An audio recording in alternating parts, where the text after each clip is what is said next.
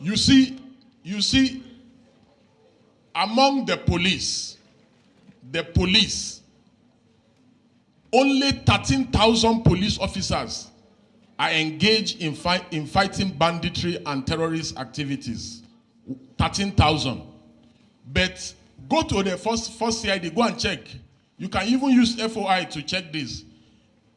130,000 are following big men up and down.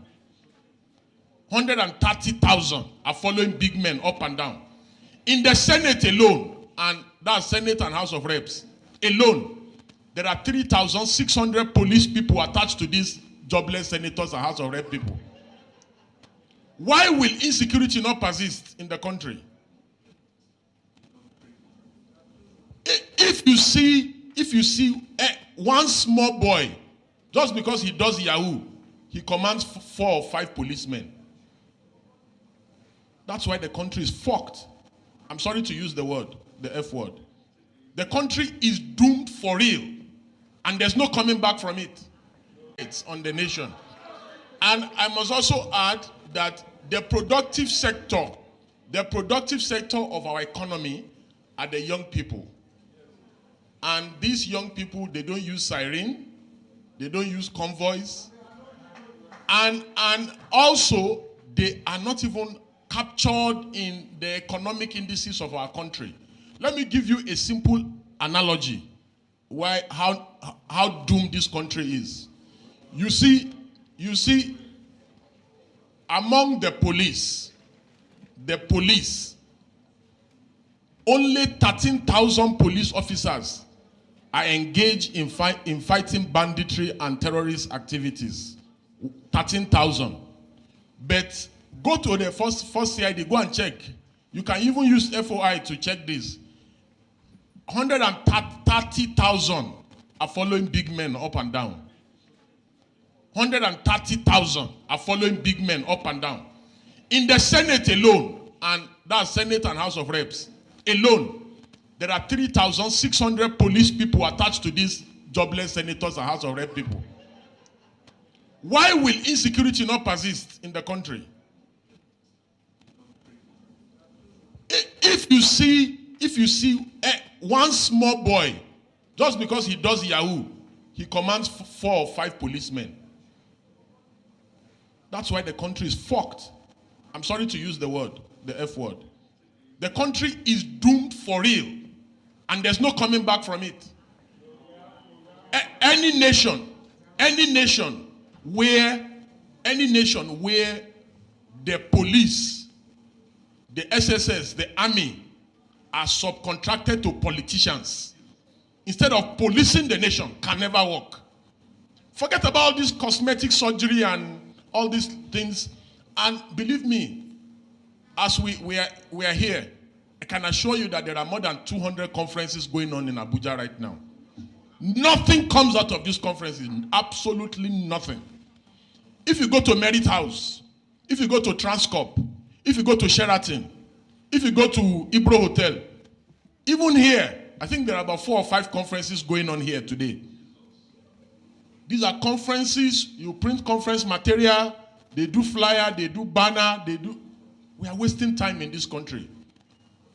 Nigeria needs active citizens who will just wake up early in the morning on a fateful Wednesday or Thursday or Friday and occupy the entire nation and demand for reform and demand that these armed robbers, these buccaneers who are in the National Assembly, that they must stop stealing. A situation where you have the national budget, and 80% of the national budget is stolen. Is stolen. Blatantly stolen. And you expect me, you tell me that stop things can work. A situation where in a country, somebody stands in a church and says, lion carried him on his back. And people actually believe. People believe. So how do you want such a nation to work? And again, can you really blame them? You can't blame them because go and check all nations of the earth where governments have failed. people turn to God and religion. That's why you see people. Are you not surprised that Nigerians are calling on God of Israel, but Israel is calling on Iron Dome for protection? So, having said that, it's also important to say that if not for social media, where will we have been able to see the Akpabios of this world that will tell citizens and insult them that while you are protesting, I'll be eating? You know, if not for social media, how would we have seen Yabelo resisting arrest by EFCC? If not for social media, how will we have been able to see the First Lady fooling around planting something in her backyard, and that is the only way to develop an economy? If not for social media, how will we have been able to know the abracadabra of Dangote and the NMPC and all their wuru-wuru? If not for social media, how will we have been able to see the miracle of off your mic? You remember when the other man was accused of stealing 80-something billion naira, and he suddenly, immediately they started asking him questions in the National Assembly. He fainted. You know, if not for social media, how will we have been able to see the exposure of tribal bigots online who tells Igbos not to vote in Lagos in their own country on election day? If not for social media, how will we have been able to see the level of brigandry during elections and electioneering, where Edo election is just coming up in a few days? The last election in Edo, a reporter was reporting that APC is sharing 5,000. PDP is sharing 5,000. Everybody is collecting and everybody is happy. If not for social media, how will we have been able to see those unethical practices? Again, if not for social media, how will we have been able to see the young man from China who exposes corruption and skill, the lecturer from Kanu, Dambelo, who is Tulumbu's friend? If not for social media, how will we have been able to see that? If not for social media, how will we have been able to see the APC national chairman, Gandola, stuffing his Babariga with dollars? This is what they want to regulate. Don't allow them to regulate social media. Social media remains the conscience of the citizenry. If not for social media, how will you have been able to know that they have renamed Nigeria Federal Republic of Rice? Every problem, they believe that rice is the solution.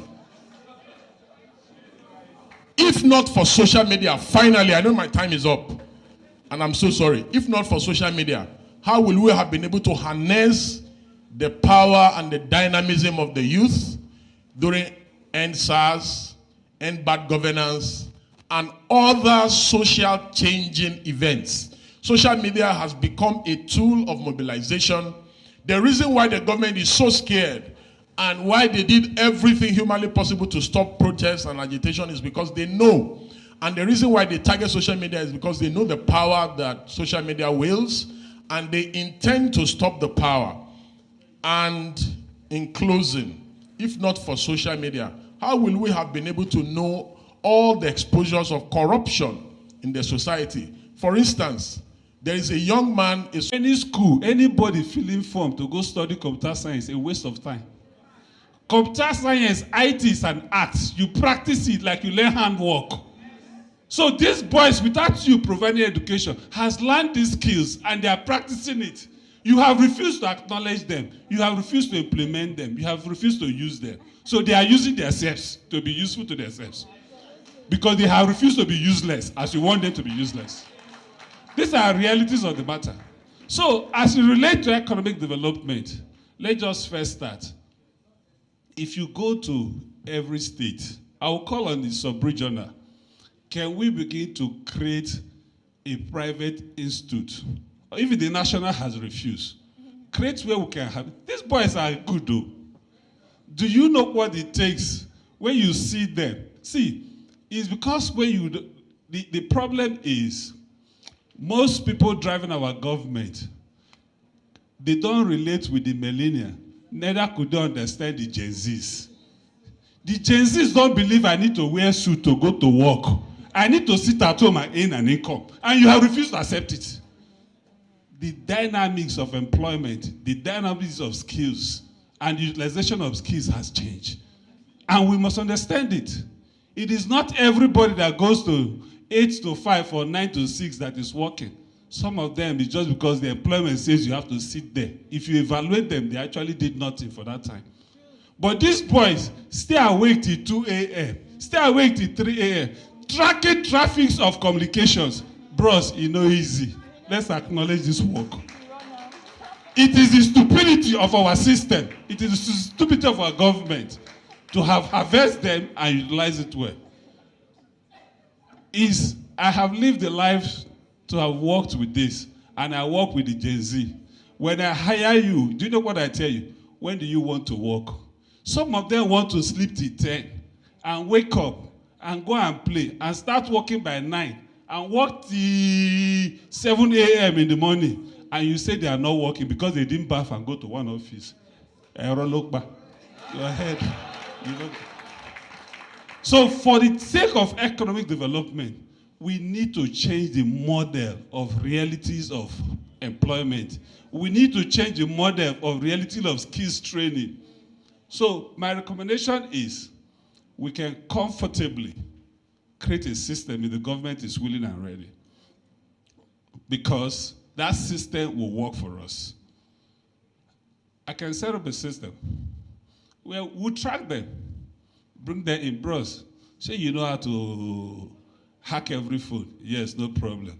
UBA, please begin to pay this guy 1 million naira every month. Let him be tracking every phone for us. And you begin to see the banks being protected. Because as you block one, they will change formats. The format is very dynamic. And once they get one format, they share it, and the boys will go on. The format will work. Once that format is expiring, another one is coming up. So it's dynamic. Bros, speak for yourself. I may be a patron. Don't bother. So, having lived this life, you know when I spoke up there, I told you, 22 years ago, I was licensed as an ethical hacker. We get paid. In Nigeria, there's no ethical hacker. So why? The system can create it. Do you know what ethical hacker do? Because you're licensed, you can't perpetrate any crime. What you do is that you begin to check for holes in a system. And there's no system that you have created that I will track in 1 minute or 60 seconds. I must detect a hole like I enter and do damage and come out. Every system you set in cybersecurity network must always have a 13 seconds lap. That is how it's built. That 13 seconds lap is for maintenance. So it will take somebody to track it per second to be able to detect that 30-second lapse. Once he detects that backhoe, he can enter and come out. Once he confirms it, he begins to deal with that. So if we have people, we have over 1 million Nigerians that have trained themselves on that, bros, we can hire them.